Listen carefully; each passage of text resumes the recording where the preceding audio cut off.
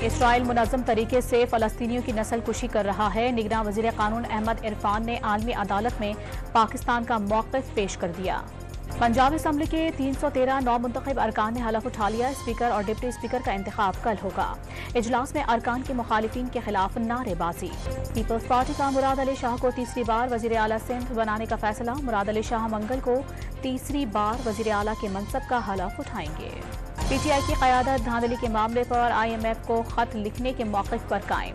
بانی پی ٹی آئی جمہوریت کے لیے ہر فورم پر آواز اٹھاتے رہیں گے، بیرسٹر علی ظفر کا موقف۔ آئی ایم ایف کے پروگرام پر پی ٹی آئی کے خط سے کوئی اثر نہیں ہوگا۔ بانی پی ٹی آئی ذاتی مفادات کے لیے ملک کی سلامتی کو خطرے میں ڈال رہے ہیں، اسحاق ڈار کا الزام۔ پی ٹی آئی نے انتخابی نتائج اور چیف الیکشن کمشنر کی تعیناتی سپریم کورٹ میں چیلنج کر دی۔